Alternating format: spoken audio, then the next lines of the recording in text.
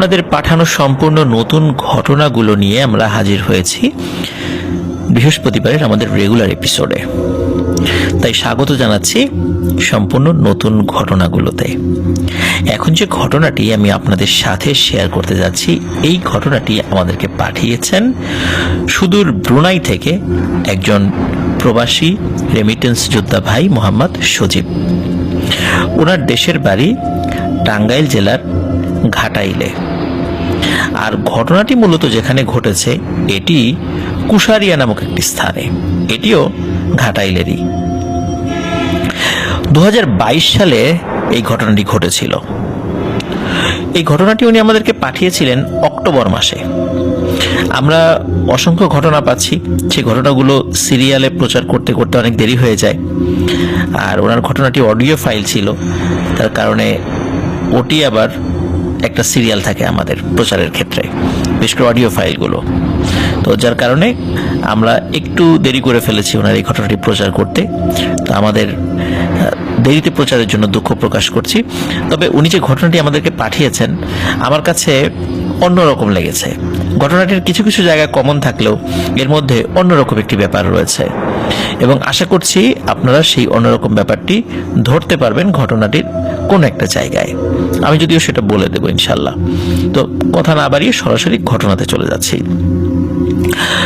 2022 সালে ওই কুশারিয়া গ্রামের একটি পরিবার তাদের একটি জায়গায় পুকুর খননের সিদ্ধান্ত নেন।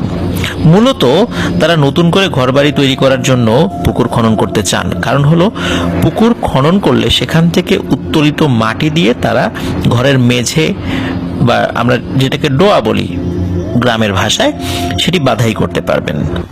আর অনেক জায়গায় এরকমটা থাকে, ঘর উঁচু করে তৈরি করার জন্য পাশে একটি পুকুর খনন করা হয় এবং পুকুরের মাটি দিয়ে ঘরের মেঝে উঁচু করা হয়, যাতে দেখা যাচ্ছে যে বন্যা, বর্ষা এই সমস্ত কারণে ঘরে পানি না ওঠে।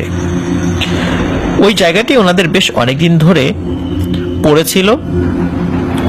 ওটার আশেপাশে কৃষিকাজ হয়, কিন্তু ওখানে ঘরবাড়ি তৈরি করা বা পুকুর খনন করার পরিকল্পনা অনেকদিন যাবতই ওনাদের ছিল না। ওনাদের আর্থিক অবস্থা ভালো ছিল। ওনারা সিদ্ধান্ত নিলেন যে এই জায়গাটাতে তারা ঘর তৈরি করবেন এবং পাশে একটি পুকুর খনন করবেন।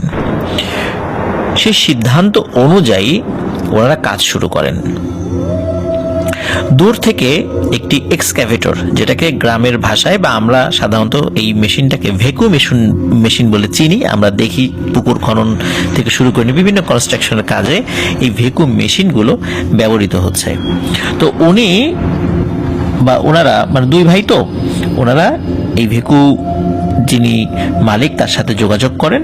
যোগাযোগ করে সেই ভেকু মেশিন ওখানে নিয়ে আসেন। নিয়ে আসার পরে কাজ শুরু হয়ে যায়।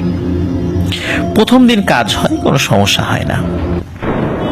দ্বিতীয় দিন যখন ভেকু ড্রাইভার কাজ করছিল, তখন কাজ করতে করতে হঠাৎ করে দূর থেকে মানুষ দেখছে যে উনি যে ভেকুর মধ্যে যে বসে আছেন, আপনারা দেখেছেন ভেকুর ড্রাইভার একটা নির্দিষ্ট জায়গার মধ্যে বসে থাকেন, তো মনে হচ্ছে উনি ছটফট করছে। অনেক সময় মানুষের খিঁচুনি হলে যেরকম হয়, ছটফট করতে থাকে, ঠিক তেমন ওর মধ্যে বসে ছটফট করছে। মানুষ কিভাবে বুঝতে পারলো? হঠাৎ করে ভেকুর সামনের অংশ খুব এলোপাথারি নড়াচড়া শুরু করে। তখন মানুষ চিন্তা করে, কি ব্যাপার, ভেকু এভাবে নড়াচড়া করছে কেন, এলোমেলো এদিক ওদিক ঘোরাফেরা করছে। তখন ওনারা ভালো করে দূর থেকে খেয়াল করে দেখেন, ভেতরে ভেকুর ড্রাইভার হাতে যে হুইলটা ছিল, ওই হুইলটি এলোমেলোভাবে নড়াচড়া করছে এবং ছটফট করছে। এই কারণেই মূলত ভেকুটা অস্থিরভাবে নড়াচড়া করছিল। লোকজন দৌড়ে সেখানে যান, একজন ভিতরে ঢোকেন, ভেতরে ঢুকে ওই ভেকুটি মোটামুটি একটু স্থির করেন, কারণ ওনার হাত থেকে হুইলটা সরিয়ে ফেলেন আর কি, যে গিয়ার যেটা বলে আমরা যেটা দেখি আর কি। ফলে ভেকুটা স্থিতিশীল হয়। তখন আরো লোকজন এসে ওনাকে ওখান থেকে বের করে, অজ্ঞান অবস্থায় বের করে। তারপর ওনার মাথায় টাটায় পানি দেওয়া হয়, এবং যখন একটু ভালো হয় তখন ওনাকে জিজ্ঞেস করা হয়, আচ্ছা ভাই, কি হলো, হঠাৎ করে এরকম হলো কেন, আপনি কি অসুস্থ হয়ে গিয়েছিলেন? উনি বলে যে, না ভাই, আমি তো আসলে অসুস্থ হই নাই, আমি এমন এক ভয়ঙ্কর জিনিস দেখছি যার কারণে আমার আর সেন্স ছিল না। কি হয়েছে আমি বলতে পারি না। বলে কি দেখেছেন? বলে কি যে দেখেছি আমি বলতে পারবো না, খুবই ভয়ঙ্কর একটা জিনিস দেখেছি। এমন জিনিস দেখে আসলে কেউ সহ্য করতে পারবে না। বলে আমি আর কাজ করব না, আমি ভেকু নিয়ে চলে যাব। আমার পক্ষে কাজ করা সম্ভব নয়, আমি মালিককে জানিয়ে দিচ্ছি, মালিক যদি ভেকু চালাতে চায় অন্য কোন ড্রাইভার দিয়ে চালাতে পারে, কিন্তু আমি চলে যাব এখান থেকে। তো উনি মালিকের সাথে কথা বলেন, উনি ভেকু কাজ শেষ করে উনি চলে যান আর কি।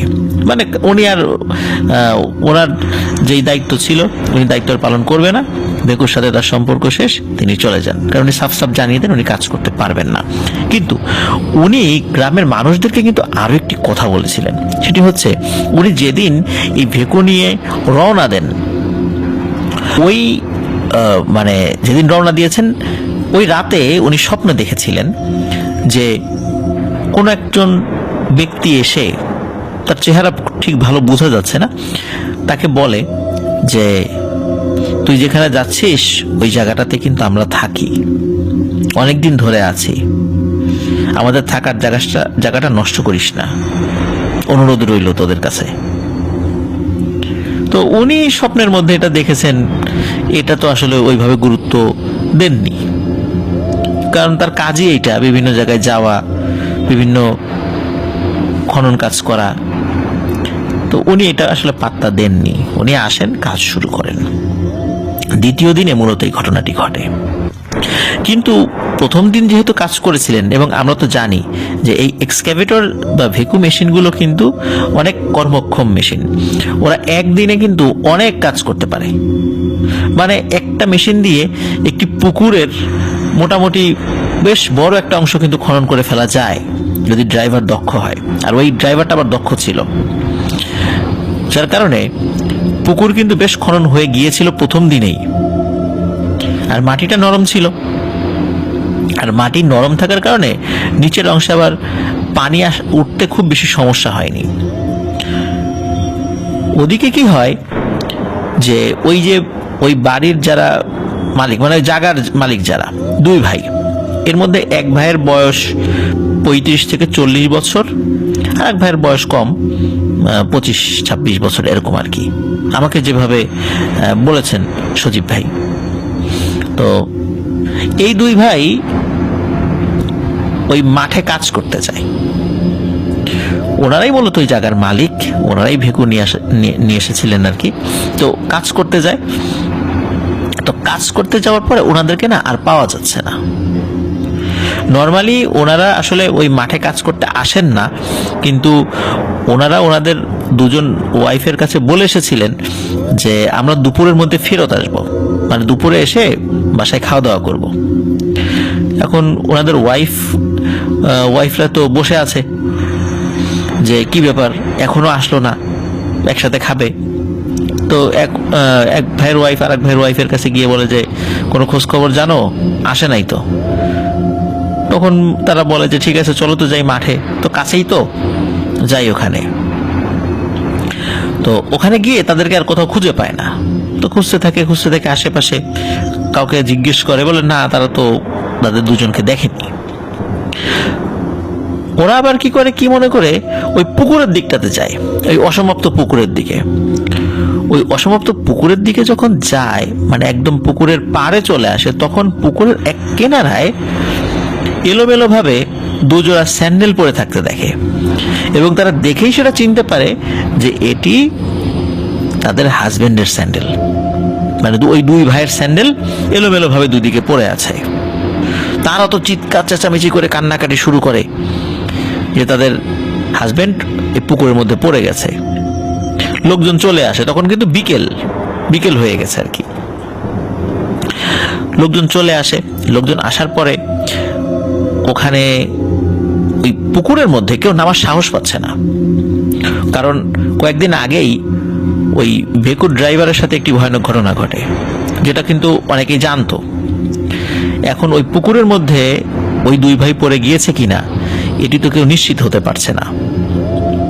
তখন গ্রামের কিছু পদ্ধতি তারা অ্যাপ্লাই করে, সেটা হলো ওই একটা দড়ির সাথে বাঁশ জাতীয় কিছু বেঁধে ওই পানির মধ্যে ফেলে দেয়, মানে ভারী একটা জিনিস, ওটা পানির মধ্যে পড়ে ডুবে যায়, তখন এক পাশ থেকে টানতে থাকলে ওই নিচে যদি কিছু পড়ে থাকে সেটা ওখানে বেঁধে যায়, তখন ওই টান দিলে বোঝা যায় যে এটা আসলে কি, মানে ভারী কিছু, কোনো মানুষ বা অনেক ভারী কিছু থাকলে সেটা ওখানে বেঁধে গেলে ওরা ওখানে শনাক্ত করে যে এই জায়গাটাতে আছে আর কি।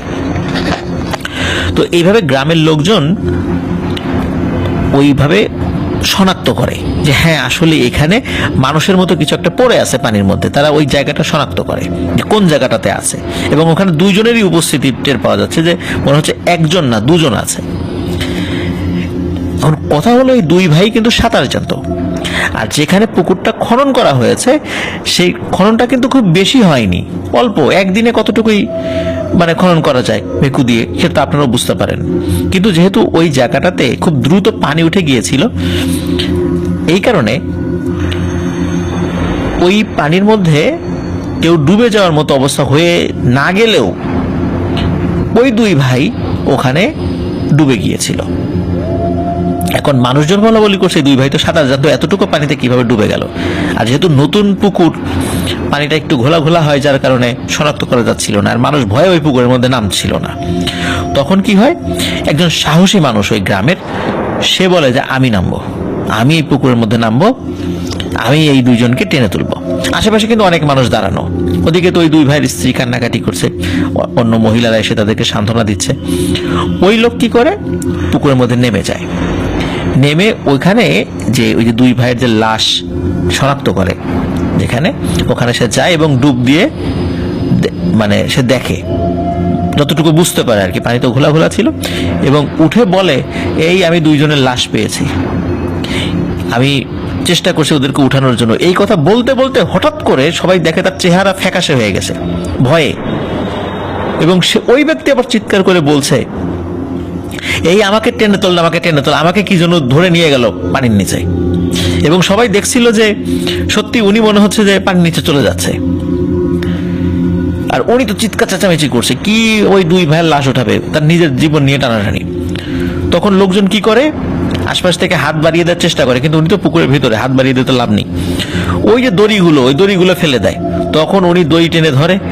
আশেপাশে আরো কিছু মানুষ সাহস করে যখন অনেকে মানে পুকুরের ভিতর ঝাঁপ দেয়, তখন কিন্তু আর তাকে নিয়ে যেতে পারে না। আর তখন ওই যে ওই দুই ভাইয়ের বডি উদ্ধার করা হয়। কিন্তু এখানে একটি বিষয় বলে রাখি, সেটি হলো ওই যে ব্যক্তিটি, ওই ব্যক্তি যখন ডুব দিয়েছিলেন, ডুব দেওয়ার পরে উনি ওই দুই ভাইয়ের বডি দেখেছিলেন, কিন্তু উনি ওই মানে বডির পায়ের অংশ দেখছেন, কিন্তু মাথার অংশ দেখতে পাচ্ছিলেন না। এই কারণে বলেছিলেন যে তাদের দুইজনের বডি পাওয়া গেছে। কিন্তু মানুষ যখন পরবর্তীতে নেমেছিল, তারা কিন্তু ওই পানির মধ্যে মানে বেশ ওই কাদার মধ্যে অনেকটা অংশ, শরীরের অনেক অংশ পুরো মানে গাঢ় অবস্থায় পেয়েছিল। তার মানে হচ্ছে কোমর থেকে পায়ের অংশ পানির উপরের দিকে ছিল, এবং ওই অংশটা মানে তার নিচের অংশটা মানে কাদার মধ্যে ঢুকানো ছিল দুই ভাইয়েরই।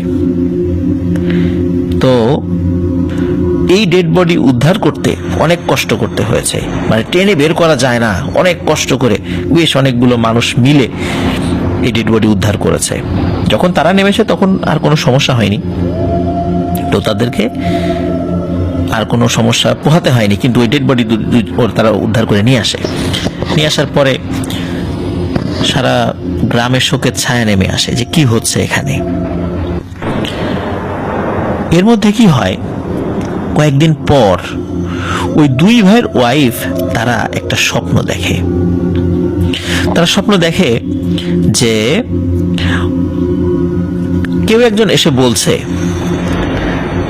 তোদের স্বামীদেরকে শুরুতেই বলেছিলাম যে এই জায়গাতে আমরা থাকি বহুদিন ধরে, এখানে পুকুর খনন করা যাবে না, এটা যেমন আছে তেমনই থাক। কিন্তু তোদের স্বামীরা কথা শুনলো না, তারা ভেকু নিয়ে আসলো। ভেকুর ড্রাইভারকে বললাম, সেও শুনলো না। তারপরে তাকে ভয় দেখাতে বাধ্য হইলাম, তারপর সে গেল। মনে করেছিলাম বড়টারে নিয়ে যাব,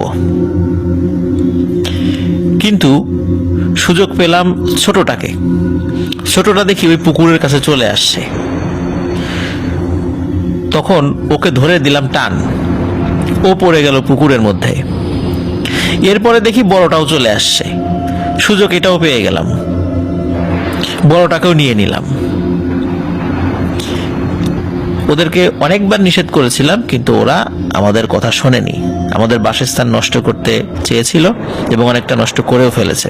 তাই তোদের মাধ্যম দিয়ে গ্রামের সকলকে সতর্ক করে দিতে চাই, এখানে আমরা থাকব, কেউ এখানে এসে যেন কোনো ডিস্টার্ব না করে। তো এই দুই ভাইয়ের ওয়াইফের মাধ্যম দিয়ে পরবর্তীতে গ্রামবাসী জানতে পারে কিভাবে এই দুই ভাই পানিতে পড়ে গিয়েছিল এবং কিভাবে তারা মৃত্যুবরণ করেছে। মূলত এই দুই ভাই কিন্তু স্বপ্নে আগেই দেখেছিল যে কেউ বলছে যে এখানে এই পুকুর খনন করা যাবে না, এই জায়গাটা যেমন আছে তেমনই থাক, কিন্তু তারা এটা পাত্তাও দেয়নি। তারা ওই ভেকু মেশিন নিয়ে এসেছিল, যার ফলশ্রুতিতে এই পুরো ঘটনাগুলো ঘটেছে।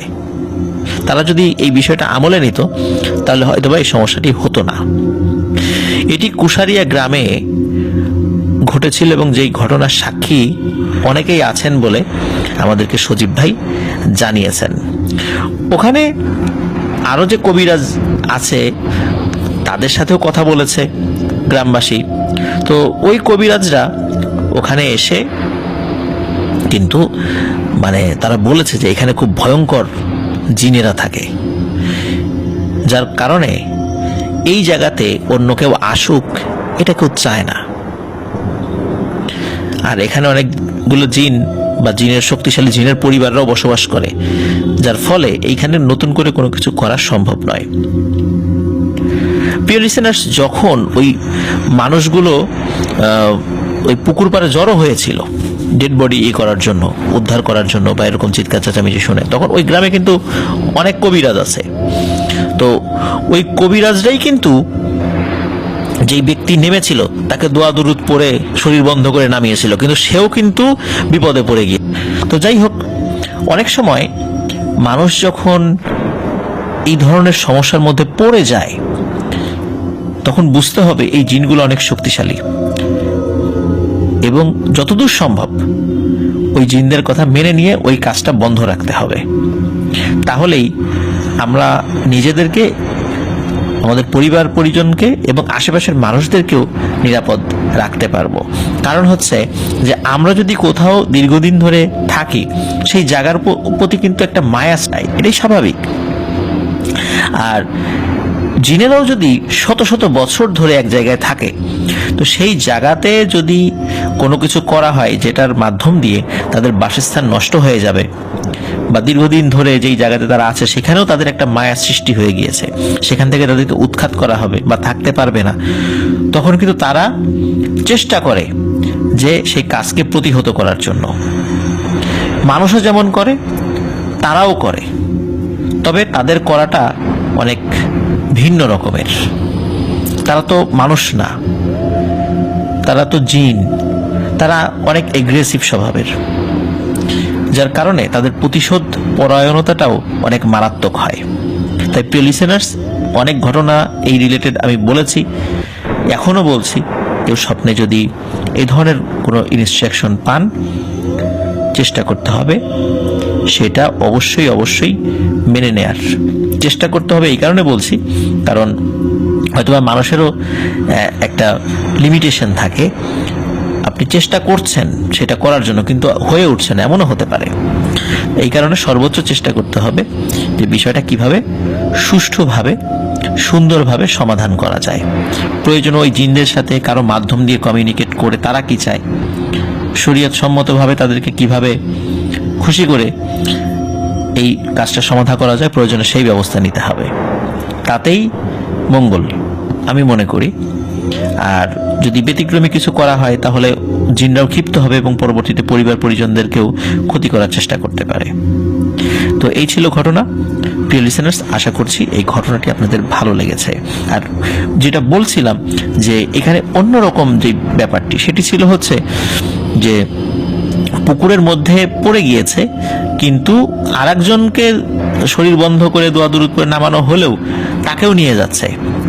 এবং তারা যে কিভাবে পড়লো, এই জিনগুলোই আবার পরবর্তীতে ওই দুই ভাইয়ের ওয়াইফকে স্বপ্নে দেখিয়ে দিচ্ছে যে তারা এইভাবে এসেছে, তাকে এইভাবে সতর্ক করা হয়েছে, কিন্তু কথা শোনেনি।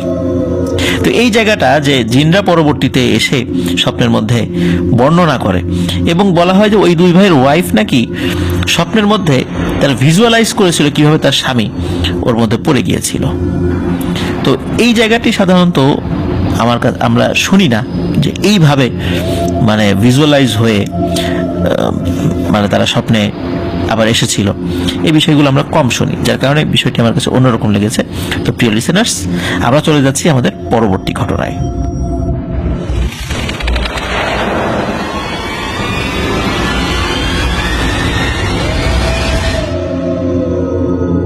প্রিয় লিসেনার্স, এখন যে ঘটনাটি আমি আপনাদের সাথে শেয়ার করতে যাচ্ছি, এই ঘটনাটি বরিশালের শায়েস্তাবাদ থেকে পাঠিয়েছেন রায়হান ইতোপূর্বে দুটি ঘটনা আমাদেরকে পাঠিয়েছেন, যে ঘটনা দুটি আপনাদের অনেকেরই ভালো লেগেছে।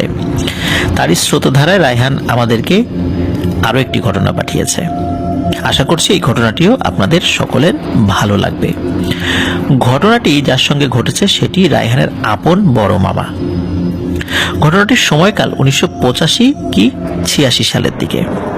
তখন তার বয়স 18 কি 20 বছর সর্বোচ্চ। তখন বাংলাদেশের রাজনৈতিক অঙ্গনে একটা অস্থিরতা বিরাজ করছে, অনেক ধরনের রাজনৈতিক দলের উত্থান হয়েছে। তো উনি বাংলাদেশের স্বনামধন্য একটি রাজনৈতিক দলের সাপোর্টার ছিলেন এবং কর্মীও ছিলেন। তরুণ বয়স, রক্ত টকবক করছে। তো উনি বেশ প্রফুল্ল চিত্তে ওনার কর্মী বাহিনী নিয়ে কাজ করে বেড়াতেন, জনগণের সেবা করতেন। যদিও ছোট মানুষ ছিলেন, কিন্তু তারপরও ওনার একটা ভালো গ্রহণযোগ্যতা ছিল। আর মূলত ওনাদের বাড়ি হচ্ছে শায়েস্তাবাদের হবিনগর নামক স্থানে। ওনাদের বাড়ির কাছে একটি অনেক পুরাতন ডাকঘর রয়েছে। ডাকঘরটি ওই সময় মানে 1985 সালের আগে থেকে ওটি পরিত্যক্ত, বন্ধ হয়ে রয়েছে, অনেক দিন ধরে বন্ধ হয়ে রয়েছে। ডাকঘরের সামনে দিয়ে একটি ইটের রাস্তা চলে গিয়েছে। রাস্তার এক পাশে একটি বড় পুরাতন তাল গাছ রয়েছে, আর রাস্তার অন্য প্রান্তে একটি কবরস্থান রয়েছে। সাধারণত মানুষজন ওই রাস্তা দিয়ে যেতে চায় না। দিনের বেলা টুকটাক গেলেও সন্ধ্যার পর তো একদমই নয়। যদি একসাথে অনেক মানুষ থাকে সেক্ষেত্রে ওদিক দিয়ে আসা যাওয়া করে, তবে পারতপক্ষে মানুষ সন্ধ্যার পরে ওদিক দিয়ে আসা যাওয়া করে না। এক রাতে যেটি হয় সেটি হলো, এই রায়হানের মামা উনি ওনার বন্ধুদের সাথে একটি পিকনিক করেন। ওনার বাবার আবার একটা কড়া নির্দেশনা ছিল, যত যাই হোক সন্ধ্যার পরে বাড়িতে আসতে হবে। একদিন উনি রাত করে ফেরার কারণে ওনাকে অনেক কড়াভাবে শাসন করে তার বাবা, মানে রায়হানের নানা, যার কারণে উনি যেখানেই থাকুক না কেন রাতের বেলা তাকে বাড়িতে ফিরতেই হবে, এরকম একটা চিন্তা তার মাথায় সবসময় থাকতো। আর পিকনিক করতে যেহেতু গিয়েছে, স্বাভাবিকভাবে একটু রাত হয়ে যেতেই পারে, এটাই স্বাভাবিক। তো এখন বাড়িতে যদি রাত করে ফেরে, তার বাবা তো উত্তর মধ্যম দেবে, একটা মারও মাটিতে পড়বে না। যতদূর সম্ভব উনি তাড়াতাড়ি বাড়িতে ফেরার চেষ্টা করছিলেন। তো পিকনিকের খাওয়া দাওয়া শেষ করে উনি বাড়িতে ফিরবেন, তখন যেই বন্ধুর বাড়িতে মূলত পিকনিক হয়েছিল সেই বন্ধু বলে যে, দোস্ত এখন এত রাত্রে তোর যাওয়ার দরকার নাই, কারণ আমরা সকলেই এখানে থেকে যাব, এখন আর রাত্রে বাড়িতে ফিরবো না, সকলেই বাড়িতে বলে এসেছি। তো যেই বন্ধুর বাড়িতে পিকনিক ছিল তার নাম হচ্ছে পিন্টু। তো সকলেই বলে এসেছে যে পিন্টুর বাড়িতে আজকে রাত্রে থাকবো, এই জন্য কারো বাবা মার কোনো চিন্তা নেই। কিন্তু এখন রায়হানের মামার তো বাড়িতে যেতেই হবে, তার বাবার কাছে বলারই সুযোগ নেই যে সে রাত্রে অন্য কারো বাড়িতে থাকবে, মানে স্পষ্টভাবে নিষেধ ছিল এবং কড়া ভাষায় বলে দেওয়া ছিল যে কোনোভাবেই অন্যের বাড়িতে রাত থাকা যাবে না। এই কারণে উনি ওই পিন্টুকে বলে যে, দোস্ত সম্ভব না, আমাকে বাড়িতে যেতেই হবে, না হলে খবর আছে একদম আমার। যাই হোক, যেহেতু ওনাকে যেতেই হবে তাই তারা আর আটকায় না। তো ওদিকে কি করে, ওনাকে একটা টর্চ লাইট দিয়ে দেয় যে যাবি যখন টর্চ লাইটটা নিয়ে যা, আমরা যেহেতু সাথে কেউ এগিয়ে যেতে পারবো না, তো তাহলে তুই টর্চ লাইটটা নিয়ে যা, কোনো সমস্যা হবে না। তো উনি ওই পিন্টুদের বাড়ি থেকে বেরিয়ে পড়ে। তো ওই শায়েস্তাবাদের কাছাকাছি জায়গা থেকে ওই হবিনগর যাওয়ার পথে বেশ কয়েকটি জায়গা পড়ে। এই বেশ কয়েকটি জায়গার মধ্যে একটি জায়গায় ওই ডাকঘর অবস্থিত। আর ওনাকে কিন্তু সবসময় বলা হয়েছে, অনেক মানুষ বলেছে যে সন্ধ্যার পরে কোনোভাবেই ওই রাস্তা দিয়ে না আসতে। আর ওনাকে আবার যেই বিষয়টি নিষেধ করা হতো সেটি উনি বেশি করে করতেন। মানে তরুণ বয়স তো, আবার রাজনীতি করেন, যার কারণে কারো নিষেধ শুনলে মানে হয়তোবা চিন্তা করতে পারো সে নিষেধ করলো, শুনলাম, আমার হয়তোবা একটু সম্মান কমে গেল। অনেক আছে না এরকম, আমরা এরকম চিন্তা করি। তো টকবকে তরুণ সাহসী মানুষ, কিসের ভয়? উনি চিন্তা করেছেন যে এগুলো হলো মানুষের বানানো কথাবার্তা, যে রাস্তায় ভয় আছে, ধুর এগুলো আবার কি, এরকম চিন্তা করেছে। ওই চিন্তা থেকেই উনি কিন্তু কখনোই যে ভয় পাবেন বা ওই রাস্তাতে আসবেন এরকম মানে এইটা মাথায় আনতেন না। উনি চিন্তা করেছেন যে এই রাস্তা আমার বাড়ির কাছে, বাড়িটা কাছে হয়, শর্টকাট হয়, আমি এদিক দিয়েই যাব, আর টর্চ লাইট আছে, সমস্যা কি? উনি টর্চ লাইট নিয়ে ওই রাস্তা দিয়েই আসছেন। অনেক পুরাতন পরিত্যক্ত ডাকঘর কিন্তু এটা। তো উনি যখন ওই ডাকঘরের কাছাকাছি এসেছেন, ওই যে বলেছিলাম শুরুতেই যে রাস্তার অপোজিট পাশে একটি বড় তাল গাছ রয়েছে। তো উনি তাল গাছের যখন কাছাকাছি এসেছেন তখন উনি হঠাৎ করে খেয়াল করেন ওই তাল গাছের অপোজিট পাশে, মানে রাস্তার ওপাশে, সেখান থেকে একটা কালো মানুষের মতো অবয়ব মনে হচ্ছে আর কি তার কাছে, সেটি হেঁটে এসে, মানে হেঁটেছে একটু দ্রুত গতিতেই হেঁটেছে, হেঁটে এসে তাল গাছ বেয়ে একদম তাল গাছের মাথায় উঠে গেল। উনি চিন্তা করলেন, কি রে, কি হলো, এটা কি গেল, বা এটা কি দেখলাম? একটা মানুষ এত দ্রুত তাল গাছে উঠতে পারে? আর এত রাত্রেবেলা এটা কে? উনি কিন্তু কোনো ভূত প্রেত চিন্তা করেননি। উনি চিন্তা করেছেন এইটা হলো একটা চোর হবে। ওই সময় আবার ভাদ্র মাস, আর ভাদ্র মাসে কিন্তু তাল পাকে। তো উনি চিন্তা করেছেন যে ভাদ্র মাস যেহেতু গাছে পাকা তাল আছে, এইটা হলো তাল চোর, তাল চুরি করতে আসছে। ওই চিন্তা করে উনি তাল গাছের আরেকটু কাছে গিয়ে ওনার হাতে থাকা যে টর্চ লাইট, সেই টর্চ লাইটটা তাল গাছের মাথার দিকে মেরেছেন, যে চোরটাকে একটু দেখি। উনি টর্চ লাইট মেরে কাউকে দেখতে পান না, মানে ওখানে কেউ নেই। তখন উনি চিন্তা করেন, কি রে, মাত্র না আমি একজনকে ওঠা দেখলাম, তাল গাছের আশেপাশে তো অন্য কোনো গাছ নেই যে লাফ দিয়ে সেই গাছে চলে যাবে আমাকে দেখে, থাকলে তো তাল গাছেই আছে, কিন্তু কোথায় গেল? উনি আবার খুব ভালো করে তাল গাছের সাইড দিয়েও মারছেন, মানে টর্চ লাইট মারছেন। সাইড দিয়ে বলতে সাইডে গিয়ে উপর দিকে মারছেন টর্চ লাইট, যাতে করে ঘুরে ঘুরে দেখা যায় যে কোথাও আছে কিনা, তালের পাতার আড়ালে লুকিয়ে আছে কিনা। উনি কাউকে দেখতে পান না। উনি বেশ অবাক হন, ভয় পাননি তো বেশ অবাক হয়েছেন। উনি ওখান থেকে চলে আসেন। চলে এসে যখন বাড়ির দিকে আবার পা বাড়িয়েছেন, হঠাৎ করে ওনার কাছে মনে হয় যে খুব করুণ একটা বাঁশির সুর, কিন্তু খুবই মৃদু আওয়াজে ভেসে আসছে ঠিক ওই ডাকঘরের ভেতর থেকে। উনি যখন ওইদিকে তাকান তখন ডাকঘরে যে জানালাটা রয়েছে ওই জানালার ফাঁকা দিয়ে আবছা আলো দেখতে পান। আর উনি যেহেতু ইয়াং মানুষ, উনি জানতেন যে অনেক এলাকার অনেক বখাটে ছেলে পেলে কিন্তু এই ধরনের পুরাতন স্থাপনা বা পরিত্যক্ত হয়ে গেছে এমন স্থাপনার ওখানে গিয়ে নেশাপানি করে আর কি। উনি চিন্তা করেছেন যে এলাকায় কে, এরকম তো চিনি না যে রাতের বেলা এইভাবে কেউ নেশা টেশা করে, বিশেষ করে এই জায়গায় এসে, তো দেখি তো কে ওখানে। উনি টর্চ জ্বালাননি, পা টিপে টিপে যখনই ওই ডাকঘরের জানালার কাছে গিয়েছেন তখনই ওই বাঁশির সুর বন্ধ হয়ে গেছে এবং ওই যে ভেতর থেকে এক ধরনের আলো ভেসে আসছিল, ওই আলোটিও আর নেই। উনি চিন্তা করেন যে কি ব্যাপার, কি শুনলাম, কি দেখলাম, হয়তো আমার মানে শোনার ভুল, দেখার ভুল, এই চিন্তা করে উনি আবার বাড়ির দিকে যেতে থাকেন। কিছুটা পথ আগানোর পরেই, শুরুতেই বলেছি, ওই ডাকঘরের কাছেই রাস্তার এক পাশে কবরস্থান রয়েছে।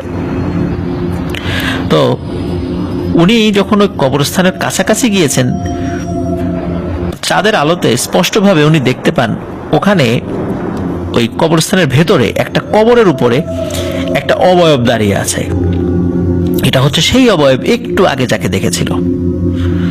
উনি চিন্তা করেন কি ব্যাপার, গাছ থেকে এত তাড়াতাড়ি নেমে আবার কবরস্থানের দিকে গেল। হতে পারে যে যখনই সে ওই ডাকঘরের দিকে গিয়েছে ওই সময় গাছ থেকে নেমে এসেছে, আর টর্চ লাইট মেরেও তাকে সে দেখতে পায়নি। উনি এইরকম চিন্তা করেছে এবং ওইদিকে কি করেছে, টর্চ লাইট মেরেছে কবরের উপরে। যখনই কবরের উপর টর্চ লাইট মেরেছে ওইখানে আর কাউকে দেখে না। উনি আরো অবাক হন যে কি ব্যাপার, মাত্র আমি চাঁদের আলোতে স্পষ্টভাবে বুঝতে পারলাম যে কবরের উপরে কেউ দাঁড়িয়ে আছে, কিন্তু টর্চ লাইট মারলাম কাউকে দেখি না। যদি তার চোখের ভুলই হয় তাহলে টর্চ লাইটের আলো নেভানোর পরে তো ওখানে কালো একটা অবয়ব দেখা যাবে। এমন কিছু পড়ে না যে ছায়া পড়ে, গাছের ডালে ছায়া পড়ে, কিন্তু টর্চ লাইট বন্ধ করার পর দেখে যে না, ওখানে সেটা নাই। তাহলে বারবার কি উনি ভুল দেখছেন? এর মধ্যে আরো একটি ঘটনা ঘটে। উনি আবার সেই করুণ বাঁশির সুর শুনতে পান। ওই যে ডাকঘরের পেছন থেকে বলতে তখন তো ডাকঘর ওনার পেছন সাইডে ছিল, ওটা পার হয়ে চলে এসেছেন। ওনার পেছন থেকে সেই আওয়াজ আসছে। উনি আবার পেছন দিকে ব্যাক করেন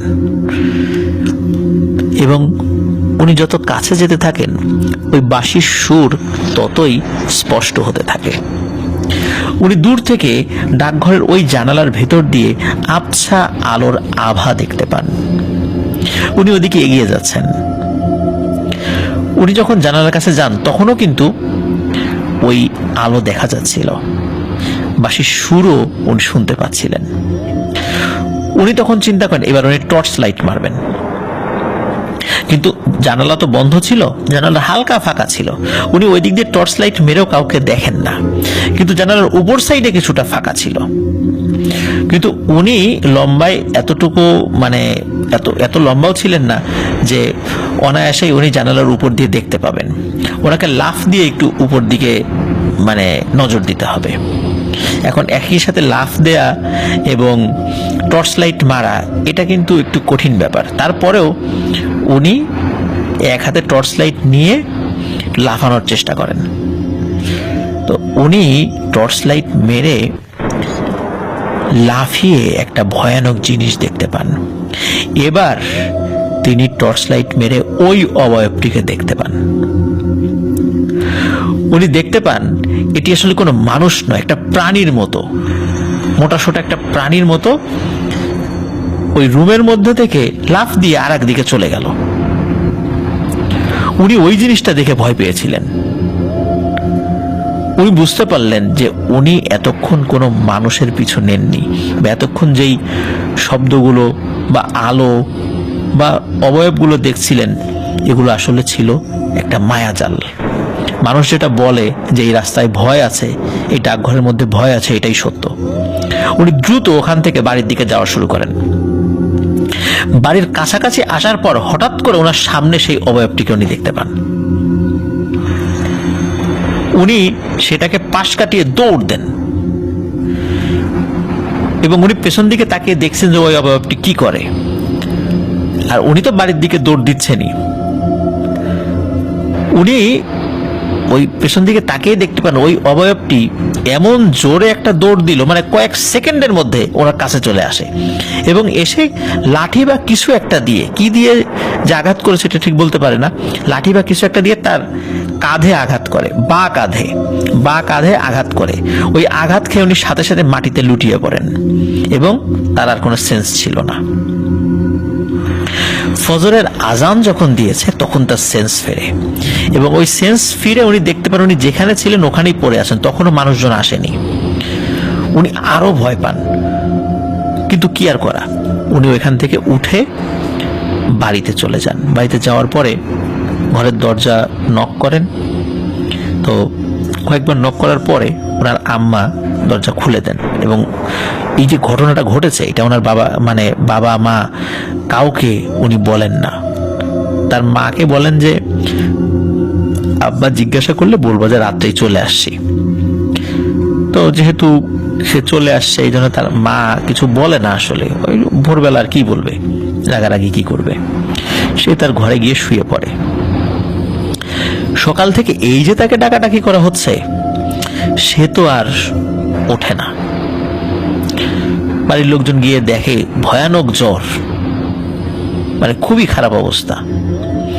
আর ওনার শরীরের বা অংশ, মানে বা কাঁধ থেকে নিচের অংশ উনি নড়াতে পারছেন না, মানে প্যারালাইজড হয়ে গেছেন। কি ব্যাপার, কি হলো? তখন তার মা বাবা জিজ্ঞাসা করে, তার বাবা এসেছে, মানে রায়হানের নানা, কি হয়েছে? তখন ওই সব ঘটনা খুলে বলেন। এই বিষয় শুনে রায়হানের নানা খুবই ক্ষিপ্ত হন তার মামার উপরে। সে ওই অবস্থাতেই তাকে মারতে উদ্যত হন। কিন্তু যাই হোক, রায়হানের নানি, মানে ওনার মামার মা আর কি, সে ওই অবস্থাতে তার হাজবেন্ডকে থামিয়ে দেয় যে এই অবস্থাতে রাগারাগি করো না, এখন দ্রুত চিকিৎসা করার দরকার। তখন সে বলে যে তাকে বারবার নিষেধ করছে ওই দিক দিয়ে না আসতে, তারপরও সে কেন ওই দিক দিয়ে আসলো? ওর সাহস বেশি। এই যে এখন কি হলো অবস্থা, এখন যদি সে সুস্থ না হয় তাহলে কি হবে, বাকি জীবন সে কিভাবে কাটাবে? একটা ইয়াং মানুষ যদি এভাবে প্যারালাইজড হয়ে পড়ে থাকে। তো যাই হোক, তাকে দ্রুত একজন ভালো হুজুরের কাছে নিয়ে যাওয়া হয়। তো হুজুর তাকে দেখে বলেন যে তোমার এত সাহস মানে কে দেখাতে বলেছে? তুমি জানো যে ওই জায়গাতে এরকম সমস্যা আছে, এবং অত্র এলাকার সবাই জানে ওই জায়গাটাতে একটা ভয়ানক পিশাচ থাকে, রাত্রে দিক দিয়ে সে হাঁটা চলা করে। তুমি দেখলে যে রাস্তার এক পাশ থেকে আরেক পাশ চলে গেল, তাল গাছে উঠেছে, তোমার তাল গাছে লাইট মারার দরকার কি? তারপরে কবরস্থানের উপর দেখলা, সেদিকে লাইট মারার দরকার কি? শব্দ শুনলা যে ডাকঘরের ভেতর থেকে বাঁশির আওয়াজ আসছে, তোমার ওদিকে যাওয়ার দরকার কি? বারবার টর্চ মারার দরকার কি? তুমি বারবার তাকে বিরক্ত করেছো, এই জন্য সে আরো বেশি ক্ষিপ্ত হয়েছে। শুরুর দিকে তোমার বয়স কম দেখে তোমাকে ছেড়ে দিয়েছিল, কিন্তু তারপরও তুমি বারবার তাকে বিরক্ত করেছো, এই জন্যই সে তোমাকে আঘাত করেছে। আর এটা প্যারালাইজড না, তুমি সুস্থ হয়ে যাবে। তো ওই হুজুর তাকে ঝাড়ফুঁক করে দেন। তিনি মোটামুটি সপ্তাহখানেকের মধ্যে পরিপূর্ণভাবে সুস্থ হয়ে যান।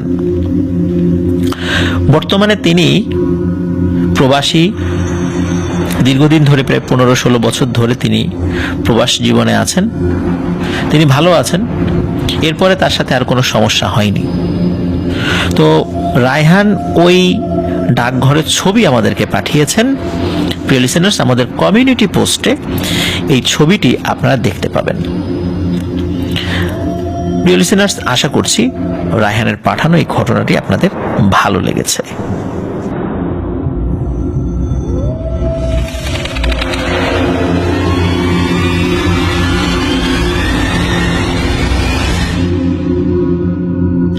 প্রিয় লিসেনার্স, এখন যে ঘটনাটি আমি শেয়ার করতে যাচ্ছি, এই ঘটনাটি লক্ষ্মীপুর জেলার দালাল বাজার নামক একটি স্থান থেকে আমাদেরকে পাঠিয়েছেন বিজয় কৃষ্ণ দাস। ঘটনাটি তার নিজের সঙ্গে ঘটেছে এবং ঘটনাটি ঘটার সময়কাল 2012 সালের দিকে। তখন তিনি ক্লাস 4-এ পড়তেন। উনি এবং ওনার পরিবার, মা বাবা সহ, ওনারা থাকতেন লক্ষ্মীপুর, মানে একদম শহরে আর কি, জেলা সদর যেটাকে আমরা বলি আর কি, শহরে থাকতেন। আর বিশেষ বিশেষ কোনো অকেশনে ওনারা গ্রামের বাড়িতে বেড়াতে আসতেন। তাছাড়া এমনিতে খুব একটা বেশি যাওয়া হতো না, কারণ ওনাদের পারিবারিক বিজনেস ছিল লক্ষ্মীপুর সদরে, এই কারণে ওনারা সেখানেই থাকতেন। তো ওনার ঠাকুমার মৃত্যুবার্ষিকী উপলক্ষে ওনারা বেশ একটা খাওয়া দাওয়ার আয়োজন করেন। তো ওই অনুষ্ঠানে মানে পার্টিসিপেশনের জন্য ওনারা যেটা করেন, পরিবার সহ ওই অনুষ্ঠানের 2 দিন আগেই ওনারা বাড়িতে চলে আসে।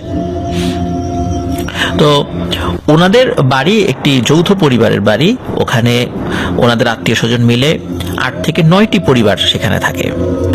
ওনাদের বাড়ির যে রাস্তা, ওই রাস্তার এক পাশে ছিল জঙ্গল, বড় বড় গাছ, ঝোপ জঙ্গল এরকম ছিল। আর ওখানে যেহেতু বেশ কিছু হিন্দু পরিবার ছিল, এই কারণে ওখানে ছোট্ট একটি শ্মশান ছিল। তবে উনি উল্লেখ করেছেন যে অনেকদিন সেটা ব্যবহৃত হয়নি, মানে আগে ব্যবহৃত হতো আর কি।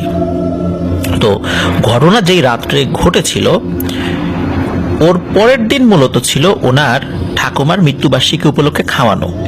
এই কারণে আগের দিন বিকালে, মানে যে ঘটনা যেদিন ঘটেছে সেদিন রাতে আর কি, আগের দিন বিকালে এই বিজয় কৃষ্ণ দাস, ওনার বাবা এবং দাদা তিনজন মিলে বাজারে যান, মানে লক্ষ্মীপুর শহরে যান আর কি। তো ওনাদের যেটা হয় সেটা হলো ওই প্রোগ্রামটা থাকবে হলো নিরামিষ, এই কারণে সবজি ডাল এই ধরনের খাবার, কোনো মাছ মাংস নেই আর কি। এই কারণে প্রচুর শাক সবজি এই জিনিসগুলো কেনার পরে বেশ অনেক জিনিস হয়ে যায় আর কি, কারণ অনেক কিছুই কিনতে হচ্ছে, অনেক লোক আসবে খাওয়া দাওয়া করবে। তো ওনার দাদা উনি ওনাদেরকে বলেন যে আমি এই জিনিসগুলো নিয়ে বাড়িতে চলে যাই, রিক্সায় করে চলে যাই, তোমরা ধীরে সুস্থে আসো, কারণ এগুলো নিয়ে এক রিক্সায় জায়গা হবে না, তোমরা ধীরে সুস্থে আসো, তোমাদের অন্য কোনো কাজ থাকলে করো, আমি একটু দ্রুত নিয়ে যাই। ওনার দ্রুত আসার পিছনে একটা কারণ ছিল, সেটি হচ্ছে যেহেতু অনেক শাকসবজি এবং এই জিনিসগুলো কিন্তু কাটতেও তো সময় লাগবে, এই কারণে উনি চিন্তা করেছিলাম একটু তাড়াতাড়ি চলে যাই, বাড়িতে যেই মহিলারা আছে তারা কাটতে থাকবে, অনেক সময় লাগবে, পরদিনই তো এটা রান্না করতে হবে, এজন্য আগে থেকে কেটে রাখা দরকার। এই জন্য উনি আগে চলে এসেছিলেন আর ওনাদেরকে পরে আসতে বলেন।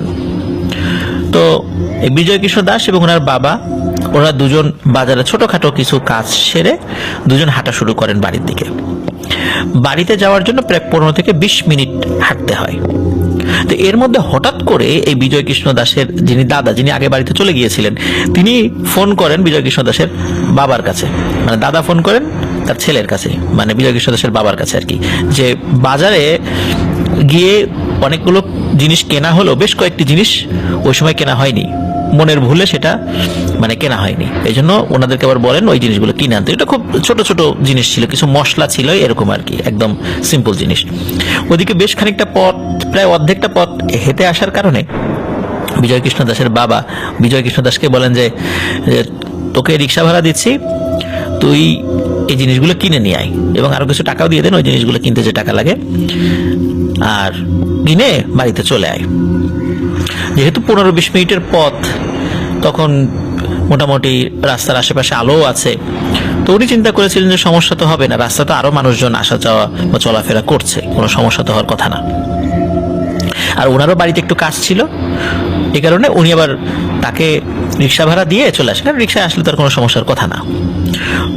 বিজয় কৃষ্ণ দাস উনি বাজারে যান, বাজারে গিয়ে সেই জিনিসগুলো কেনার পরে হঠাৎ করে তার মনে হয়, আচ্ছা 50 টাকা যে আমাকে দিল, এই 50 টাকা আমি যদি হেঁটে যাই তাহলে তো বেঁচে যায়, কারণ উনি ছোট মানুষ, ক্লাস 4 পড়েন, 50 টাকা মানে তার কাছে অনেক কিছু। আর যেহেতু যেই বাজারগুলো করা হয়েছে সেগুলো খুব বেশি ভারী না, উনি অনায়াসেই সেগুলো মানে হাতে করে নিয়ে বাড়িতে চলে যেতে পারবেন। তো উনি চিন্তা করে যে রিক্সায় যাব না, হেঁটেই যাব। তো হাঁটা শুরু করেন। ওদিকে এইসব কাজ করতে করতে রাত প্রায় 11টার মতো বেজে যায়। তো উনি হাঁটা শুরু করেছেন বাড়ির দিকে। তখন উনি যখন হাঁটা মানে ধরেন, হাঁটতে হাঁটতে একটা দিঘির কাছে চলে আসেন। ওই দিঘিটা ওনার বাড়ির কাছাকাছি, ওখান থেকে সর্বোচ্চ 5 থেকে 8 মিনিট এরকম সময় লাগে আর কি বাড়িতে যেতে আর কি।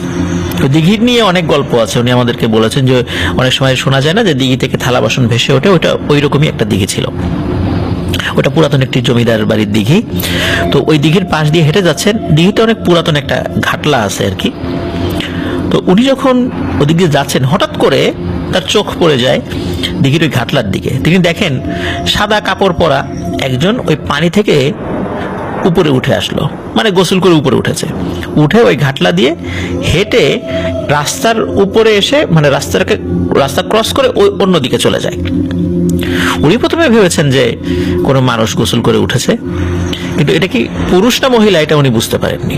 উনি স্বাভাবিকভাবেই হেঁটে চলে যাচ্ছিলেন। যখন ওই রাস্তা ক্রস করে ওইদিকে চলে যায়, মানে উল্টো দিকে, ওই জায়গাতে উনি দাঁড়িয়ে পড়েন। দাঁড়িয়ে ওই অবয়বটি যেদিকে চলে যাচ্ছে ওইটা উনি খেয়াল করছেন। উনি দেখেন যে জঙ্গলের ভিতর চলে গেল। উনি চিন্তা করেন কি ব্যাপার, এই জঙ্গলের ভিতর তো কোনো ঘর বাড়ি নাই, রাত 11টার সময় একজন গোসল করে এদিকে যাবে কেন? উনি তখনও আসলে অতটা ভয় পাননি। উনি আবার নিজের মনে হাঁটা শুরু করেছেন। কয়েক মিনিট হাঁটার পরই হঠাৎ করে ওনার নজর যায় হাতের বাম সাইডে বড় বড় কিছু গাছ রয়েছে। তো উনি দেখেন ওই যে সাদা কাপড় পরা যে অবয়বটি একটু আগে গোসল করে উঠেছিল, এই অবয়বটি ওই গাছের মানে নিচে দাঁড়িয়ে আছে। অনেক সময় আমরা দেখি না বিভিন্ন গরু, ছাগল বা বিভিন্ন প্রাণী তারা ওই গাছের সাথে নিজেদের শরীর ঘষে। তো উনি দেখতে পান ওই অবয়বটি গাছের সাথে শরীর ঘষছে। উনি তখন আসলে মানে বুঝতে পারছেন না কি ব্যাপার, এই লোকটি এরকম গাছের সাথে শরীর ঘষছে কেন। আর তখনও কিন্তু উনি বুঝতে পারেন এটা ছেলে না মেয়ে, মানে কি ধরনের অবয়ব, পুরুষের না মহিলার, এটা বুঝতে পারেন। তো উনি এটাও তাকিয়ে দেখেন, দেখার পর আবার হাঁটতে শুরু করেন। এরপর উনি যেটা দেখেন, এটা দেখার পর উনি ওই সময়টাতে ভয় পেয়েছিলেন। উনি দেখেন যে একটু আগানোর পরে হাতের ডান সাইডে একটা বড় গাছ আছে। একবার তো বাম পাশে দেখেছেন, আর একবার ডান পাশে দেখছেন। এটা বড় গাছ আছে, ওই গাছের একটা উঁচু ডাল আছে। ওই উঁচু ডালে ওই সাদা কাপড় পরা অবয়বটি পা ঝুলিয়ে বসে আছে এবং তার দিকে চোখ বড় বড় করে তাকিয়ে আছে। তখন তিনি বুঝতে পারেন এটি কোনো নারী অবয়ব, এটা কোনো পুরুষ অবয়ব না। উনি তখন বুঝতে পারেন যে এটি কোনো স্বাভাবিক বিষয় নয়। কারণ হলো, একটু আগে যাকে গাছের নিচে দেখা গিয়েছিল, এত দ্রুত রাস্তা ক্রস করে এসে একটি উঁচু গাছে উঠে সেটা ডালে বসে থাকা কোনো মহিলার পক্ষে সম্ভব নয়। উনি ছোট মানুষ হলেও প্রচন্ড বুদ্ধিমান ছিলেন, এবং বুদ্ধিমান থাকলেও এই সিচুয়েশনে আসলে কোনো ধরনের কোনো বুদ্ধি কাজ করে না, মানে সাহস কাজ করে না। আসলে উনি খুবই ভয় পান এবং উনি বুঝতে পারেন যে ওনার অবস্থা খারাপ হয়ে যাবে এখন। কিন্তু উনি হাঁটা বন্ধ করছেন না, উনি হাঁটা চালিয়ে যাচ্ছেন। এদিকে উনি ওনার মনের মধ্যে থাকা যত ওনার ধর্মের যেই বিষয়গুলো আছে, তন্ত্রমন্ত্র আছে, সেগুলো পড়ছিলেন। উনি ছোট মানুষ, যতটুকু জানতেন, যতটুকু শিখেছিলেন সেটা পড়ছেন। উনি আগাচ্ছেন, হঠাৎ করে আবার হাতের ডান পাশে ওনার নজর চলে যায়। অনিচ্ছাকৃতভাবে নজর গিয়েছে, কারণ হলো উনি বুঝতে পারছিলেন যে হাতের ডান পাশে কিছু একটা হাঁটছে।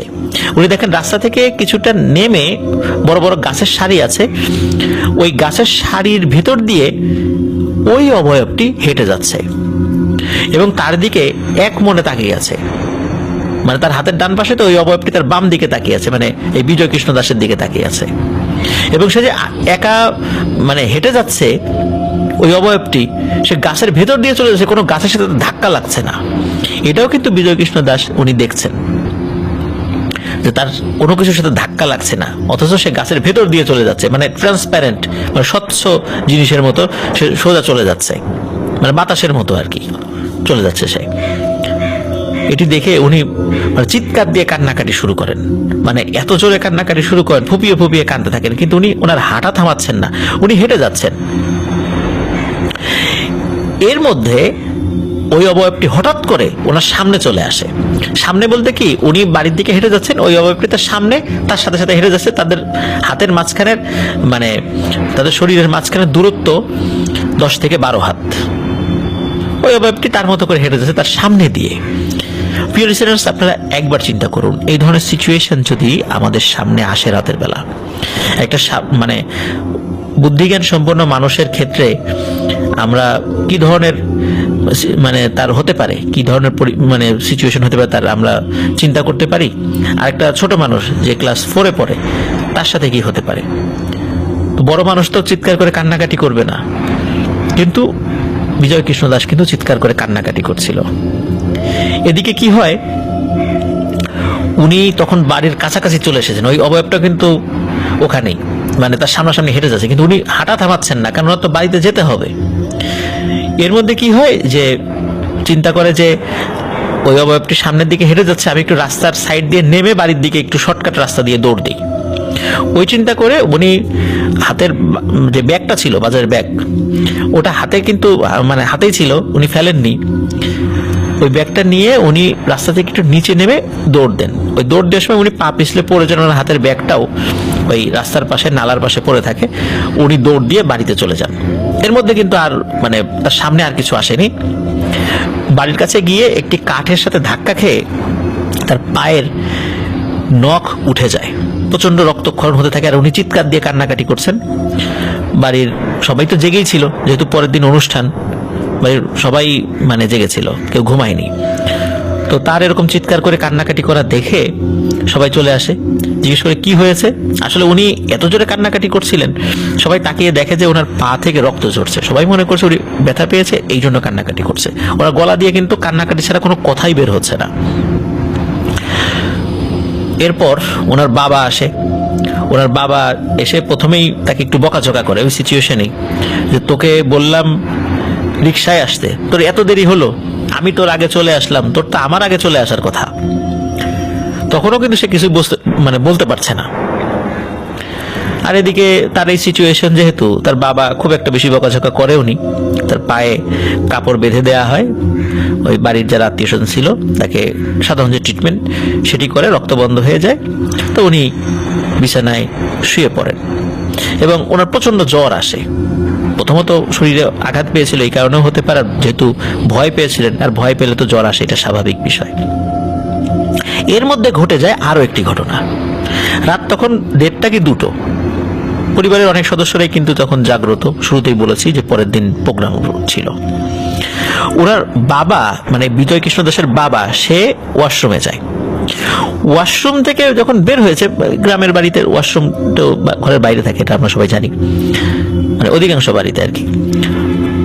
তো ওনার বাবা ওয়াশরুম থেকে বের হওয়ার পরে হঠাৎ করে একটা জিনিস দেখে যে সাদা কাপড় পরে একটা অবয়ব বাড়ির আশেপাশ দিয়ে ঘোরাঘুরি করছে। তো উনি চিন্তা করেছেন যে কোনো মহিলা টহিলা হবে, কিন্তু এটা কে? এটা উনি একবার জিজ্ঞেস করে যে এই কে রে, কোন বাড়ির তুমি, এত রাত্রে এখানে কেন? কিন্তু সে কোনো উত্তর দেয় না, সে আবার অন্ধকারে মিলিয়ে যায়। উনি তখন ঘরে এসে বলে, এই একজন মহিলাকে দেখলাম, মনে হলো সাদা কাপড় পরা, জিজ্ঞেস করলাম, কোনো উত্তর দিল না, অন্ধকারে মিলিয়ে গেল, কে? কেউ বলে যে হয়তো বা পাগল টাগল হবে, হয়তো বা রাতের বেলা, তাছাড়া তো এইভাবে কোনো মহিলার ঘোরার কথা নয়। কেউ কিন্তু ওই বাড়ির বুঝতে পারেনি যে বিজয় কৃষ্ণ দাসের সাথে আসলে কি হয়েছিল। পরের দিন যখন ওই প্রোগ্রাম হয়েছে, অনেক আত্মীয় স্বজন এসে খাওয়া দাওয়া করে চলে গেছে, পরের দিনও কিন্তু ওই বাড়ির কয়েকজন রাতের বেলা ওই অবয়বটিকে দেখতে পাচ্ছেন, যে রাতের বেলা বাড়ির চারপাশ দিয়ে ঘোরাফেরা করছে। আর উনি এতটা জ্বরে আক্রান্ত ছিলেন বিজয় কৃষ্ণ দাস, এবং তার পায়ে ব্যথা, সে উঠতেই পারেননি, সে একটা ঘোরের মধ্যে ছিল ওই দিনটা, মানে যেদিন প্রোগ্রাম হয়েছিল। ওই দিন শেষে পরের দিন যখন তিনি একটু স্বাভাবিক হয়েছেন, তখন কি হয়েছে সেই ঘটনা খুলে বলেন। তখন বাড়ির সকলে ভয় পায় যে সর্বনাশ, ওই ভয়ঙ্কর পিশাচটা ওর পিছু নিতে নিতে বাড়িতে চলে এসেছে, এবং বাড়ির লোকজনও এটাকে এখন দেখছে। এখন কি করা যায়? তো ওই বাড়ির পাশে আরেকজন মহিলা কবিরাজ ছিল, তার কাছে যাওয়া হয়। সেই মহিলা কবিরাজ তাকে ঝাড়ফুঁক করেন এবং ঝাড়ফুঁক করে বলে দেন যে আসলে ওর পেছনে যে জিনিসটা লেগেছে এইটা আমার পক্ষে সম্ভব না, তুমি ওই মানে সদরে নিয়ে যাও, লক্ষ্মীপুর সদরের তিতাখা মসজিদের যিনি হুজুর রয়েছেন তার কাছে নিয়ে যাও। তার কাছে নিয়ে যাওয়ার পরে তিনি ঝাড়ফুঁক করে দিলে তো এটা ঠিক হয়ে যাওয়ার সম্ভাবনা আছে। তো সত্যি ওই তিতাখা মসজিদের হুজুরের কাছে নিয়ে যান। তো নিয়ে যাওয়ার পরে হুজুর কিছু ঝাড়ফুঁক করে দেন, পানি পড়া, তেল পড়া এগুলো দিয়ে দেন, এবং বলেন যে পরের দিন আবার আসতে। তো ওই দিনের ঝাড়ফুঁক তেল পরে কিছুটা উপকার হয়। পরের দিন আবারও যান। যাওয়ার পরে হুজুর বলেন যে তোমার সাথে যে লেগেছিল খুব সাংঘাতিক একটা জিন, সে তোমাকে মেরেই ফেলতো, কারণ তুমি তাকে দেখে ফেলেছিলা। কিন্তু তোমার এমন কান্নাকাটি, এই কান্নাকাটি দেখে তার মন গলে যায়, যার কারণে তোমাকে সে হত্যা করেনি, না হলে তোমাকে হত্যা করে ফেলতো। এবং সে দ্বিধাগ্রস্ত ছিল যে সে হত্যা করবে কি করবে না, না হলে একদম শুরুতেই তোমাকে হত্যা করে ফেলতো। কিন্তু এর মধ্যে তুমি বাড়িতে চলে গেছো। তো যাই হোক, হুজুর তাকে বেশ কিছু নিয়ম কানুন বাতলে দেন, তাকে কিভাবে চলতে হবে, এবং ঝাড়ফুঁক করে দেন। তো এর মধ্যে কি হয় যে উনি বাহ্যিকভাবে ওই অবয়বটাকে না দেখলেও এবং ওই পরিবারের লোকজন না দেখলেও বিজয় কৃষ্ণ দাস স্বপ্নের মধ্যে ওই অবয়বটিকে দেখতে থাকেন তার মায়ের কোল থেকে বিজয় কৃষ্ণ দাসকে ওই অবয়বটি টেনে হিঁচড়ে নিয়ে যাচ্ছে এবং স্বপ্নের মধ্যে তিনি মানে হাউমাউ করে কান্নাকাটি করে উঠতেন। এরপরে আবার ওই হুজুরের কাছে নিয়ে যাওয়া হয়, উনি রেগুলার কিছু ট্রিটমেন্ট করেছিলেন। তো অনেক দিন পর্যন্ত স্বপ্নের মধ্যে এই বিষয়গুলো আসতো, বাস্তবে আর আসতো না, এবং আস্তে আস্তে জিনিসটা ঠিক হয়ে যায় এবং এখন আর কোনো সমস্যা নেই। প্রিয় লিসেনার্স, এখানে একটি বিষয় আমি আগের কয়েকটা এপিসোডেও বলেছি যে এই টাইপের ঘটনা, সেটা হলো কখনো জিনেরা নিজেদের অনিচ্ছায়ও মানুষের সামনে পড়ে যায়, কিন্তু ওরা যদি বুঝতে পারে যে কোনো মানুষ ওদেরকে দেখে ফেলেছে ওদের অনিচ্ছাতেই, তাহলে ওই মানুষকে তারা ক্ষতি করার চেষ্টা করে। আমি বেশ কয়েকজনকে এই বিষয়টা নিয়ে জিজ্ঞেস করেছিলাম যে এটা কেন হয়, কারণ মানুষ এটা অনিচ্ছাকৃতভাবে দেখতে পারেই, কিন্তু তাই বলে অনিচ্ছাকৃতভাবে দেখেছে জিনেরা তাকে কেন ক্ষতি করবে। তো উত্তর হিসাবে আমি যেটা পেয়েছি, আমি জানি না এটা সত্য কি মিথ্যা, তো বলা হয় হলো জিনেরা যদি বুঝতে পারে কেউ তাদের অনিচ্ছাতে তাকে দেখে ফেলেছে, তাহলে নাকি ওই জিনের ক্ষতি হওয়ার সম্ভাবনা থাকে, যে কোনোভাবে ক্ষতি হতে পারে, কি ক্ষতি এটা আমি ঠিক জানি না। তো তখন ওই জিনেরা পিছু লেগে যায়। বিষয়টা এরকম একটা এক্সাম্পল হিসেবে বলেছিলেন আমাকে যে কোনো মানুষ কোনো খারাপ কাজ করলো, ওই খারাপ কাজ আরেকজন মানুষ দেখে ফেলেছে, তখন ওই লোকটি কি করে, ওই লোকটি কি করে হলো হয় তাকে ক্ষতি করার চেষ্টা করে, মেরে ফেলার চেষ্টা করে, যাতে করে এই খারাপ কাজের কথা অন্য কেউ জানতে না পারে। জিনদের ক্ষেত্রেও হয়তো বা এমন কোনো ব্যাপার রয়েছে যে মানুষের অনিচ্ছায় যদি বা জিন টের পায় না যে তাকে কেউ দেখে ফেলেছে, পরে সে বুঝতে পারে যে ওই লোকটা আমার দেখে ফেলেছে, তখন ওই লোকটিকে ক্ষতি করার চেষ্টা করে। এমন বিষয়টি এই বিজয় কৃষ্ণ দাসের বেলায় হয়েছিল। জিনটাও আসলে ইচ্ছা করেনি যে কেউ তাকে দেখে ফেলুক, আবার বিজয় কৃষ্ণ দাস উনিও কিন্তু মানে বুঝতে পারেননি যে এটা আসলে কি, পরে উনি বুঝতে পারেন। আর এই কারণেই হয়তোবা ওই জিনটি তাকে ক্ষতি করার চেষ্টা করেছিল, কিন্তু ছোট মানুষ আর খুব কান্নাকাটি করছিল, এই জন্য নাকি ওই জিনটি তার বড় ধরনের কোনো ক্ষতি করবে কি করবে না এই চিন্তার মধ্যেই কিন্তু এই ঘটনাগুলো ঘটে গেছে। যাই হোক, আমরা দোয়া করি উনি ভালো থাকুক আর এই ঘটনার জন্য আর কারোর সাথে না ঘটে। আর এই ঘটনা থেকে একটাই শিক্ষা, যে যদি রাতের বেলা এই ধরনের কোনো জিনিস আমাদের সামনে পড়েও যায়, আমরা দেখে না দেখার ভান করে নিজের মনে মনে দোয়া দুরূদ পড়তে পড়তে চলে আসবো। কি গেল, কোন দিকে গেল, উপরে গেল, নিচে গেল, ডানে গেল, বায়ে গেল, এগুলো আমরা ওইভাবে অ্যানালাইসিস করার চেষ্টা করব না। যদি আমরা বুঝতে পারি এটা স্বাভাবিক না, তাহলে আমাদের ওইটা ওই পর্যন্তই রাখতে হবে, তাহলে হয়তোবা আমরা এই দুষ্ট জিনদের হাত থেকে রক্ষা পেতে পারি। আল্লাহ আমাদেরকে হেফাজত করুক, সবাইকে এই ধরনের সিচুয়েশন থেকে ধৈর্য ধরে বের হয়ে আসার তৌফিক দান করুক। আশা করছি প্রিয় লিসেনার্স ঘটনাটি আপনাদের ভালো লেগেছে।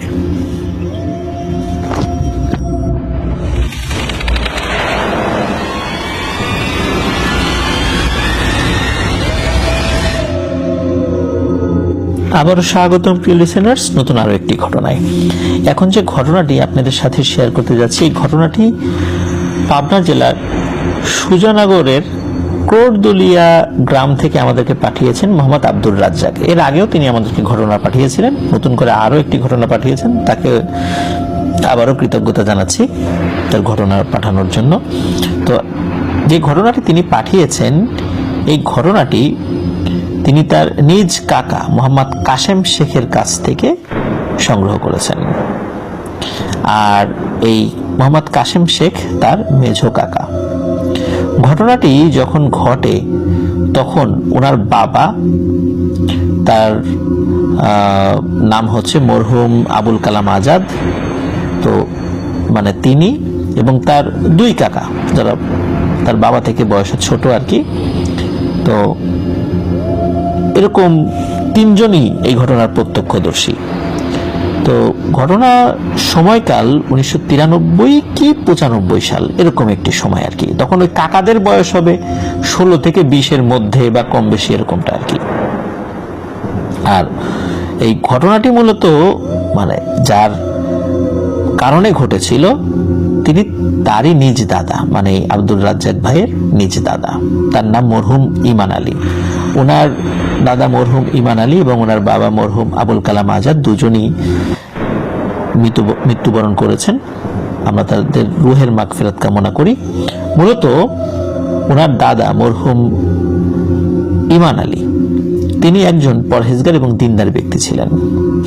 তিনি অনেক কিছু জানতেন। তিনি এলাকার অনেক সমস্যা, বিশেষ করে প্যারানরমাল সমস্যা, জিন, ভূত, প্রেত, এই টাইপের অনেক চিকিৎসা করেছেন। আর এই কারণে উনি ওই এলাকার একজন গণ্যমান্য ব্যক্তিও ছিলেন বটে। সবার মুখে তার নাম থাকতো। যে কোনো সমস্যাগুলোতে, স্পেশালি প্যারানরমাল সমস্যাগুলোতে সবাই ওনার কাছে ছুটে যেত এবং আল্লাহর রহমতে উপকারও পেত। আর এখন যে ঘটনাটি মূলত আমি বলবো, এই ঘটনাটির সাথে বেশ কিছু বিষয় মিল রয়েছে, কিন্তু বেশ কয়েকটা অদ্ভুত ব্যাপারও রয়েছে। প্রথমে আসি ওই বাড়ির ভয়ানক কিছু ব্যাপারে। কথিত আছে ওই বাড়িতে নাকি খুবই শক্তিশালী একটি জিনের আস্তানা রয়েছে, মারাত্মক তার প্রভাব। অনেক বড় বড় অলি বুজুর্গরা এসেছে, কিন্তু তার প্রভাব তেমন একটা খর্ব করতে পারেনি। মূলত তার প্রভাব কয়েকটি ঘটনার মাধ্যমে বাড়ির লোকজন জানতে পারে, শুরুতে বুঝতে পারেনি। সেটি হলো, গ্রামের মানুষ সবাই বা গেরস্থ বাড়ির হওয়ার কারণে বেশ কিছু গরু তাদের ছিল, মানে গোয়াল ভরা গরু বলতে যেটা বোঝায় আর কি। আর রেগুলার গরুর থেকে বাছুর হতো, এই জন্য দেখা যেত যে বেশ অনেক গরুই হয়ে যেত। আর কমই বিক্রি করতেন, কারণ ওই সময় তো ওনারা মোটামুটি গরুর একটা নির্দিষ্ট সময় পর পর বিক্রি করতেন, তো মানে বছর ভরে বিক্রি করতেন না, নির্দিষ্ট সময় কোরবানির সময় বা এই সময়গুলোতে বিক্রি করতেন। আর গরু থেকে দুধও হতো, আর বিভিন্ন কাজেও লাগতো গরুগুলো। তো যাই হোক, হঠাৎ করে একটি ভয়ানক ব্যাপার দেখা গেল। এক রাতে ওই গোয়াল ঘরের মধ্যে যে গরুটি সবচাইতে জোয়ান তাগড়া আর কি, হঠাৎ করে গরুর আওয়াজ শোনা যায়, প্রচন্ড এক চিৎকার। তো চিৎকার শুনে বাড়ির সকলের ঘুম ভেঙে যায়। তো গিয়ে দেখে যে শুরুতে যেটা বলছিলাম, যে ওই গোয়াল ঘরের মধ্যে সবচাইতে জোয়ান তাগড়া যে গরুটা, এই গরুটি মৃত অবস্থায় পড়ে আছে। এবং তার মৃত্যুর কারণ যেটা তারা দেখতে পায়, সেটি দেখে তারা নিজেরাও খুব ভয় পায়। তারা দেখে গরুর ঘাড়ের কাছে ভয়ানক একটি ক্ষত, এবং এই ক্ষতটি মনে হচ্ছে যে একটি মোটা বাঁশের সামনের অংশ চোখা করে প্রচন্ড শক্তি দিয়ে যদি ঘাড়ের মধ্যে ঢুকিয়ে দেওয়া হয়, এই পাশ থেকে ও পাশ দিয়ে বের করে ফেলা হয়, তাহলে মধ্যবর্তী জায়গায় যেরকম একটা গর্ত সৃষ্টি হয়ে যায়, এই পাশ থেকে ওই পাশ দেখা যাচ্ছে গর্ত, এই পাশ থেকে ও পাশ ফাঁকা হয়ে গেছে, এমন গর্ত হয়ে গেছে। হঠাৎ করে কে এরকম নির্দয়ভাবে এই গরুটিকে হত্যা করলো, তারা বুঝতে পারে না। আশেপাশের কোনো শত্রু তো এইভাবে হত্যা করার কথা নয়। আর তাছাড়া তাদের ওইরকম কোনো শত্রুও ছিল না যে সেই শত্রু গরুর উপর হামলা করে এরকম কোনো ক্ষতি করবে। আর আরো অদ্ভুত ব্যাপার হলো, যদি কোনো মানুষ ঢুকতো তাহলে একসাথে বেশ কিছু গরু চিৎকার চেঁচামেচি করতো। শুধু একটা গরুরই হঠাৎ করেই উচ্চ শব্দ শুনেছিল, অন্য গরুগুলোর কোনো শব্দ নেই। এটি নিশ্চয়ই স্বাভাবিক কোনো ব্যাপার ছিল না। তো এই ঘটনা একবার যে ঘটেছে তা নয়, বেশ কয়েকবার ঘটেছে। এছাড়াও গভীর রাতে বাড়ির সকলে যখন ঘুমিয়ে যেত, তখন ঘরের চালে মনে হচ্ছে শত শত ইট খোয়া এগুলো পড়ছে। যখন ঘর থেকে সবাই বের হয়, দেখে না তো ঘরের চালের উপর কোনো ইট খোয়া কিচ্ছু নেই। তখন এই আব্দুর রাজ্জাক ভাইয়ের যিনি দাদা, তার নাম হচ্ছে মরহুম ইমান আলী, উনি আবার বলতেন, এই কে তোরা, সাহস থাকে তো সামনে আয়, সামনে এসে দেখা দে, এভাবে কেন বিরক্ত করিস, এভাবে কেন ক্ষতি করিস।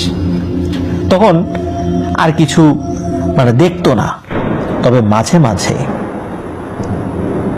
অট্টহাসির শব্দ শোনা যেত, কিন্তু সেই শব্দটা সবাই শুনতে পেত না। তো যাই হোক,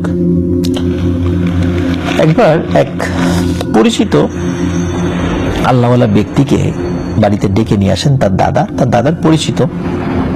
তো ওই ব্যক্তি অনেক কিছু জানতেন। তো তিনি ওই বাড়িতে আসার পর একটি বড় আয়না আনতে বলেন এবং এক গ্লাস পানি আনতে বলেন। এগুলো এনে দেওয়ার পর তিনি কোরআনের কিছু আয়াত করে আয়নার দিকে অনেকক্ষণ তাকিয়ে থাকেন এবং তাকিয়ে থাকার পরে তিনি আব্দুর রাজ্জাক ভাইয়ের দাদার দিকে তাকিয়ে বলেন, সম্ভব না, হবে না, এটা পারবো না আমি। তখন দাদু বলেন যে কত টাকা লাগবে বলেন? 1 লাখ, 2 লাখ? ওই সময়ে কিন্তু মানে 1993, 94, 95 সালের দিকে 1 লাখ টাকা কিন্তু কম টাকা না। এখন 1 লাখ টাকা হয়তো অনেকের কাছেই কিছু মনে হবে না, কিন্তু ওই সময় 1 লক্ষ টাকায় কিন্তু অনেক টাকা পাওয়া যায়, মানে অনেক কিছু পাওয়া যেত। ওই সময়ে মরহুম ইমান আলী ওই ব্যক্তিকে 1 লাখ, 2 লাখ, মানে উনি যত টাকা চান দিতে চেয়েছিল, যে তারপরে সমস্যা থেকে আমরা রক্ষা পেতে চাই। কিন্তু সেই হুজুর বলেছিলেন এই টাকা মানে নিয়ে কোনো লাভ হবে না। কারণ হলো টাকায় এই কাজ হবে না, কারণ এখানে এমন এক শক্তিশালী জিনের সর্দার বসবাস করে যে কোনো মানুষের পক্ষে তার সঙ্গে মোকাবেলা করা অত্যন্ত দুরূহ কাজ হবে, এবং যে এই কাজ করতে যাবে তারই অনেক বড় ধরনের ক্ষতি হবে। তো যাই হোক, এর ভিতরে আর একজন হুজুর, তাকে নিয়ে আসা হয় এবং তিনি আসার পর বলেন যে 2 দিন পর অমাবস্যা, আর এই অমাবস্যার রাতে যদি একটা কাজ করতে পারো তাহলে এই জিনকে এখান থেকে তাড়ানো সম্ভব না হলেও ওর প্রভাব অনেকটা কমানো যাবে, কিন্তু ওকে তাড়ানো যাবে না। তখন ওই হুজুর বলেন, মানে ওনার দাদাকে বলেন, আব্দুর রাজ্জাকের দাদাকে, যে তোমাকে একটা কাজ করতে হবে, একটি বড় গজার মাছ নিয়ে আসতে হবে। ওই যে অমাবস্যা যে রাতে হবে ওই দিন কিনে আনবা, আর ওটাকে কলা পাতায় পেঁচিয়ে একা একা বাড়ির পেছনে যে পথ রয়েছে এই পথের একটা জায়গায় কবরস্থান রয়েছে, এই কবরস্থানের সামনে এটি রেখে আসবা। তো দাদু বলে যে হ্যাঁ আমি এটা পারবো, রেখে আসবো। উনি কিন্তু এমনিতেই তো সাহসী ছিলেন, কারণ উনি তো জিন এগুলোর ট্রিটমেন্ট উনি করতেন। উনি ঠিকই সত্যি সত্যি এই কাজটি করে আবার সহি সালামতে বাড়িতে ফেরত আসেন। কোনো ধরনের কোনো সমস্যাই হয়নি, রাস্তায় উনি যাওয়ার সময়ও কিছু দেখেননি, ফেরত আসার সময়ও কিছু দেখেননি, মানে একদম স্বাভাবিক আর কি। আপনারা কিন্তু ভাবতে পারেন যে আচ্ছা গজার মাছ যে কলা পাতায় পেঁচিয়ে রেখে আসলো, এটা তো কোনো কুকুর বিড়াল সেখানে গিয়ে খেয়ে আসতে পারে। কিন্তু আসলে এমন একটা ঘটনা ঘটেছিল যেটা ওই গ্রামের মানুষের আজও মুখে মুখে রয়েছে। সেটি হলো ভোরবেলা, মানে ফজরের পরপরই যখন ওই জায়গাতে কয়েকজন যান ওটি দেখার জন্য, তখন দেখেন ওই গজার মাছটির মাথা তার নিজস্ব রূপে নেই, চেহারাটা বিকৃত, পুরো থেতলে যাওয়া একটি বিড়াল, মানে বিড়ালের মাথার মতো। আর বিড়ালের মাথা তো ছোট হয়, কিন্তু ওটা আকারে আবার বেশ বড়, এবং মনে হচ্ছে তাজা রক্ত ঝরছে। কিছুক্ষণ আগে কেউ এটির এই অবস্থা করেছে বলে মনে হচ্ছে। কিন্তু গজার মাছের মাথা আর বিড়ালের মাথা কি এক? হুবহু বিড়ালের মাথাও না, আবার গজার মাছের মাথার কোনো চিহ্নই নেই, মানে এটা মাছের যে কোনো মাথা এটা নিশ্চিত, কিন্তু এটি অন্য কোনো কিছুর মাথা, মানে বডিটা গজার মাছের ঠিক আছে, মাথাটা অন্যরকম হয়ে গেছে। এটি অনেকেই দেখেছিলেন সেটি। তো যাই হোক, সবাই ওইটা তো ধরা তো দূরের কথা, সবাই ভয় পেয়ে সাথে সাথে তার বাড়ি চলে যায়। আর ওই রাতে যেটি হয়েছিল, মানে ওই মাছটি তো রেখে এসেছিল, ওই রাতে যখন ওই দাদা বাড়িতে ফেরত আসে, খুবই মানে ভয়ানক ঝড় হওয়া শুরু হয়ে যায়, তুমুল ঝড়। গাছের ডালের মর্মর আওয়াজ, শিয়ালের ডাক, কুকুরের আর্তনাদ, এগুলো কন্টিনিউ চলছে। মৃদু কান্নার আওয়াজ শোনা যাচ্ছে, কিন্তু ওই ফজরের আজানের আগেই মোটামুটি সব ঠিক হয়ে গেছে, আর কোনো সমস্যা নেই। যাই হোক, এরপরে যেটি হয় সেটি হলো যে এই সমস্যা কিন্তু সমাধান আসলে ওইভাবে হয় না, ওই সমস্যার সমাধান ওইভাবে হয়ও না, তবে কিছুটা কমে যায়, কিছুটা, মানে আগের মতো অতটা প্রকট না হলেও কিছুটা কমে। কিন্তু কেন যে ওই গজার মাছের মাথার ওই অবস্থা হয়েছিল কেউ কিছু বলতে পারে না। এরপর আরো একজন বুজুর্গ ব্যক্তির কাছে যান, তো তিনি সবকিছু শোনেন, সবকিছু বোঝেন, বোঝার পর তিনি দাদাকে বলেন যে পূর্ববর্তী যারা বলেছিলেন যে ওকে আসলে সরানো যাবে না, এই কথাটাই ঠিক, আর ওকে সরানোটা ঠিকও হবে না, ওকে সরাতে গেলে আরো অনেক ক্ষতি হবে তোমাদের, সুতরাং ওকে সরানোর দরকার নেই। তবে ওর এখন যতটুকু ক্ষমতা আছে আমি চেষ্টা করছি ও যেন তোমাদের উপর সেই ক্ষমতাটা প্রয়োগ না করে। এই কথা বলে উনি একটি চিঠি বা একটা তাবিজ বা এরকম কিছু একটা লেখেন আরবিতে, এবং তিনি বলেন যে এটি ঘরের একটি জায়গায় রেখে দাও, আর কিছু দরকার নেই। অদ্ভুত ব্যাপার, এত কিছু করার পরও সমস্যার সমাধান হচ্ছিল না, কিন্তু উনি একটি হাতে লেখা একটা কিছু উনি দিলেন, সেটি ঘরে রেখে দিয়েছে, সেটা পরবর্তীতে বাতাসে উড়ে বা কোনো কারণে ঝড়ে কোথায় চলে গেছে তার কোনো ঠিক ঠিকানা নেই। কিন্তু এরপর থেকে ওই বাড়িতে আর কোনো সমস্যা ছিল না, এখন পর্যন্ত কোনো সমস্যা নেই। তবে ওই বাড়ির সকলে জানে যে ওই ভয়ানক জিনের সর্দার এটি এখন ওই বাড়িতে আছে, কিন্তু ওই বুজুর্গ ব্যক্তির একটি লেখা নির্দেশনার কারণে ওই জিনটি আজ পর্যন্ত নতুন করে কোনো ধরনের কোনো সমস্যার সৃষ্টি করেনি। প্রিয় লিসেনার্স, এখান থেকে কিন্তু একটি বিষয় আমরা বুঝতে পারি, সেটি হচ্ছে যে অনেক আল্লাহওয়ালা ব্যক্তি সরাসরি কোনো তাবিজ বা ঝাড়ফুঁক না দিয়ে, অনেক সময় আমরা দেখেছি, এর আগেও বেশ কিছু ঘটনা আমরা বলেছি, যে ছোট্ট কোনো চিরকুট লিখে দিয়েছেন। এই চিরকুটের ভাষা আসলে কি বা কি নির্দেশনা ছিল সেটি হয়তো বা স্বাভাবিক সেন্স থেকে আমরা বুঝতে পারি না, বা ওই সময় যারা মানুষ ছিলেন তারা হয়তো বা সেটা পড়তে পারেননি, বা পড়লেও বুঝতে পারেননি, কিন্তু যার বোঝার দরকার সে কিন্তু বুঝেছে। তার মানে প্রিয় লিসেনার্স, আপনারা নিশ্চয়ই বুঝতে পারছেন যে ওই সময়, মানে আজ থেকে কত বছর, খুব বেশি বছর আগেরও তো না, তো ওই সময় তো যেই আল্লাহওয়ালা ব্যক্তিরা আমাদের মধ্যে ছিলেন, তাদের আমল আখলাক আসলে এই পর্যায়ে ছিল যে কোনো ধরনের কোনো রুকিয়া বা তাবিজ কবজ ছাড়াই জিনপরি তাদের কথা শুনতো এবং সম্মান করে চলে যেত। এই ঘটনার ক্ষেত্রেও আমরা এমনটি দেখলাম। এখন এই লোকগুলো আসলে আমাদের মাঝে নেই, অনেকেই আল্লাহ তাআলার ডাকে সাড়া দিয়ে পরপারে চলে গেছেন, আর যারা জীবিত আছেন তারা আসলে ওইভাবে আমার জানা মতে তারা মানুষের সামনে খুব কম আসতে চান, নিজের পরিচয় আসলে দিতে চান না। তো এটি ছিল ঘটনা। আশা করছি প্রিয় লিসেনার্স, এই ঘটনাটি থেকে আমরা বেশ কিছু বিষয় নতুন করে জানতে পেরেছি।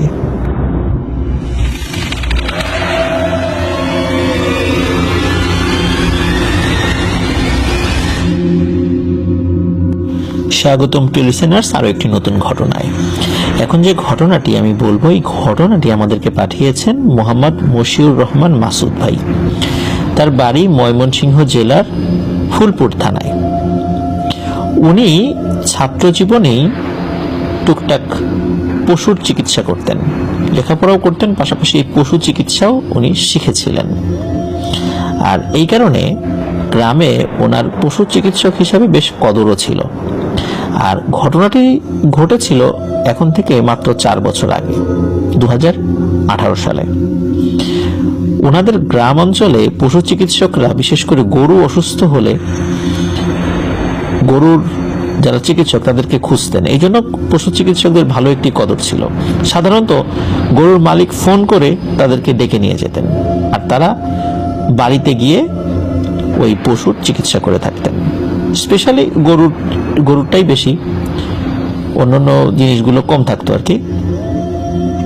তো সাধারণত যখনই ডাক পড়তো তখনই যেতে হবে, দিন রাত এটার কোনো বিষয় থাকতো না আর কি। মানে যখনই রাত, মানে দিন হোক রাত হোক, যখনই ফোন দেবে তখনই যেতেই হবে। এটাই মূলত এখনো আমি দেখেছি যে পশু চিকিৎসকরা এভাবেই ছুটে যান।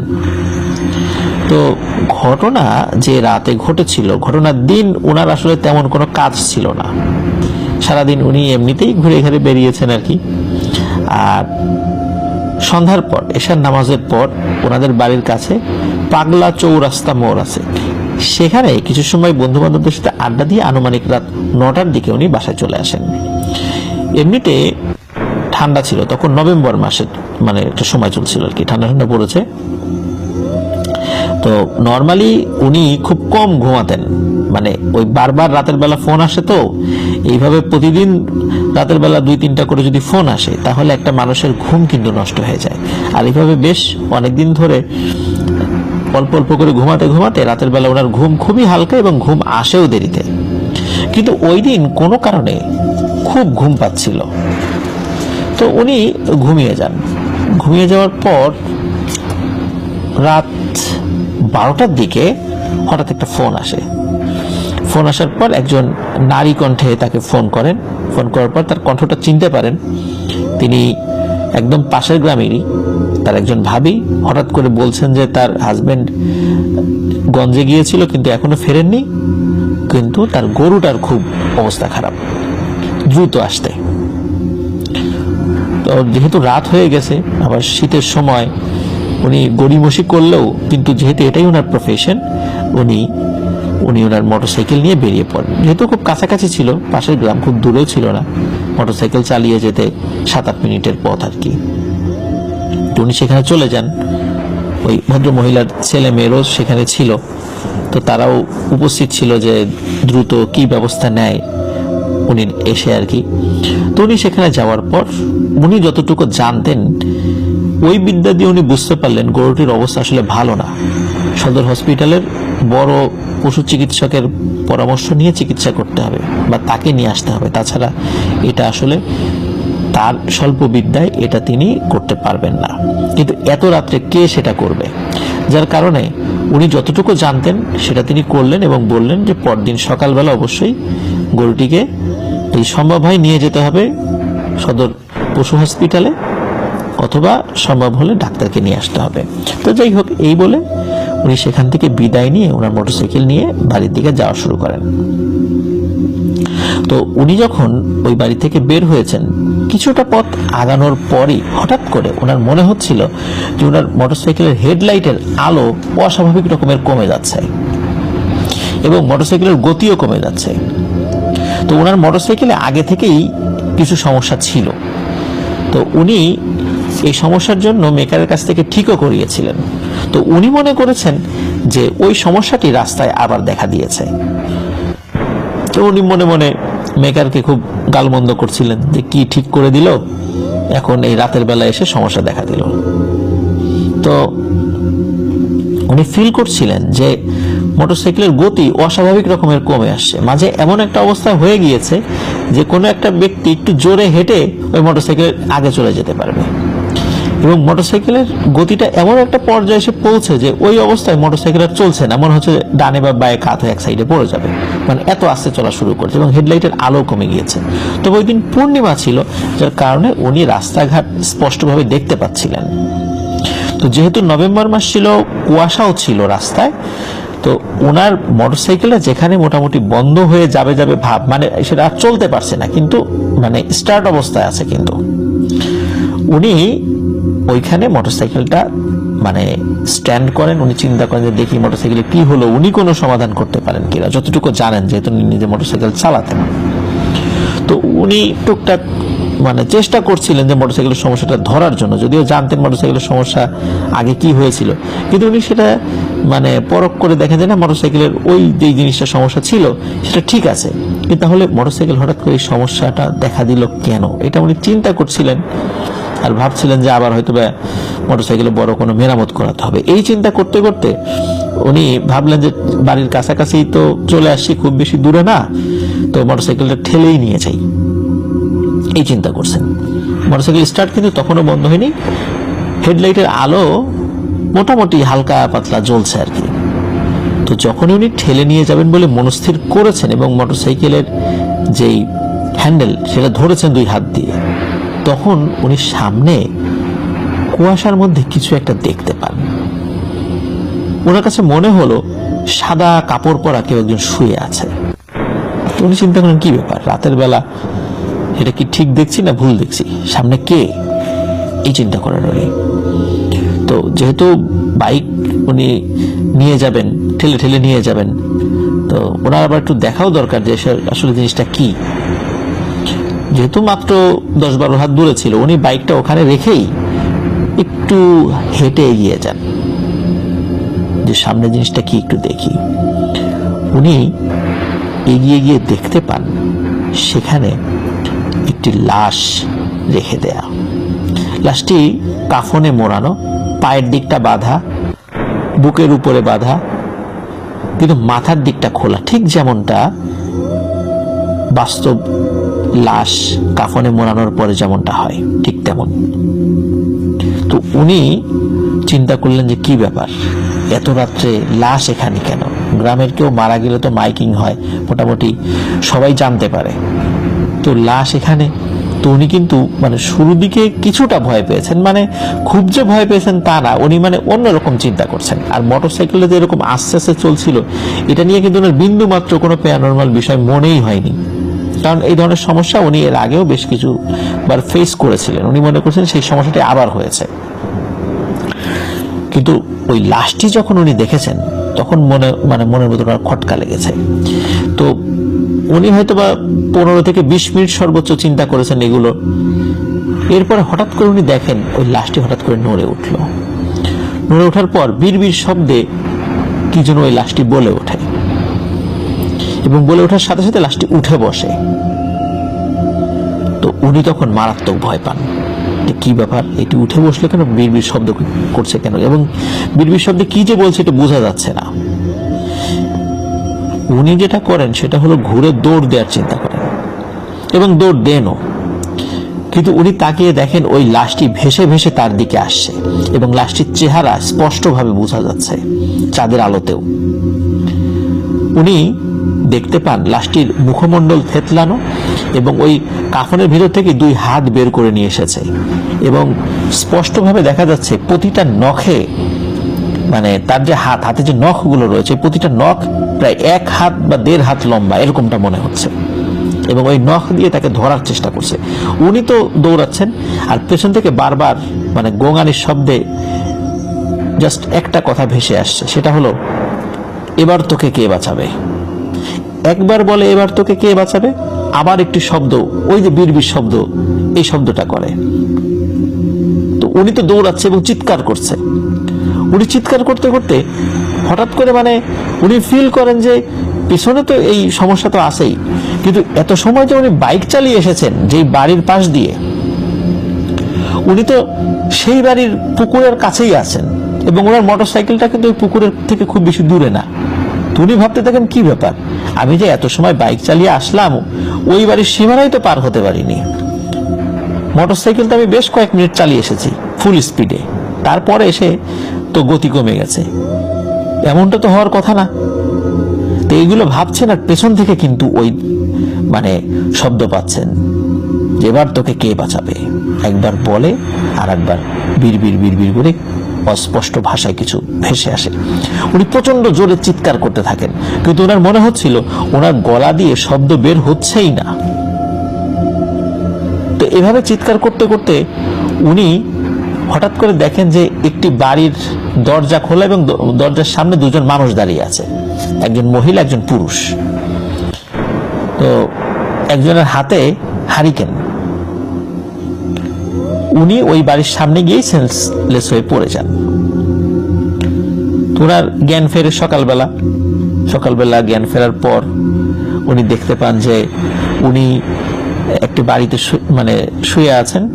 তো ওনার পরিবারের লোকজনও এসেছে সকালবেলা, অত রাত্রে তো, আর ওনারা আসলে চেষ্টা করেছিলেন তার জ্ঞান ফেরানোর জন্য, পারেননি।